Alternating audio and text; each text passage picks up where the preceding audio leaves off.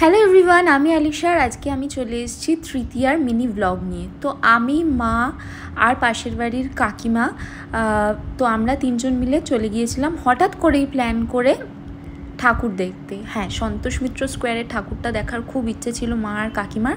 তো সেই কারণে আমি বললাম যে চলো দেখে আসি। তোমরা সবাই জানো যে এবছর অপারেশন সিন্দুর করেছে সন্তোষ মিত্র স্কোয়ারে। বেসিক্যালি একটা হোয়াইট কালারের পাহাড় বানানো হয়েছে, আর তার ওপরে কিন্তু এরকম অডিও ভিজুয়াল করে পুরো সিনটাকে, যেটা কাশ্মীরের পেহেলগাঁওতে হয়েছিল, পুরো ব্যাপারটাই এআই এর মাধ্যমে তুলে ধরা হয়েছিল।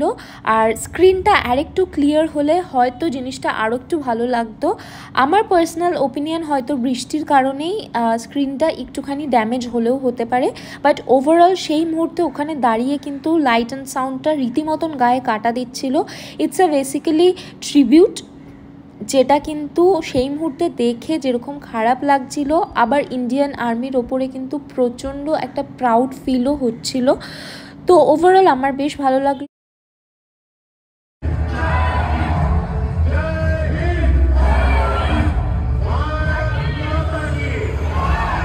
তৃতীয়াতে গেছি বলে কিন্তু ভেবো না যে ভিড় একদম ছিল না। দেখতেই পাচ্ছ প্রচণ্ড ভিড়, তবে যত দিন যাবে এই ভিড়টা কিন্তু দ্বিগুণ হয়ে বাড়তে থাকবে। এবার দেখো ভেতরে ঢুকলাম, ভেতরে ঢুকেই এই একটা সিঁদুর রাঙানো মুখ দেখতে পেলাম মায়ের, আর ঠিক এর অপোজিটেই ছিল প্রতিমা। এটা হচ্ছে ঝাড়। ওভারঅল খুব সুন্দর একটা অ্যাটমসফিয়ার কিন্তু ক্রিয়েট করা হয়েছিল, যেটা দেখতে বেশ ভালো ছিল। সাবেকি ঠাকুর ছিল। এরপরে আমরা চলে গেলাম আমাদের ইমোশন ট্রেডিশনাল কলেজ স্কোয়ারের ঠাকুরটা দেখতে। অনেক বছর পরে গেলাম। একটা সময় এই ট্রেডিশনাল ঝাড়বাতি দেখার জন্য লক্ষ লক্ষ মানুষ লাইনে দাঁড়াতো, তবে আজকে থিমের ভিড়ে এই পুজো মণ্ডপগুলো কিন্তু বেশ অনেকটাই গুরুত্বহীন হয়ে পড়েছে হয়তো অনেকের কাছে, তবে আমার কাছে এটা এখনও একটা ইমোশন।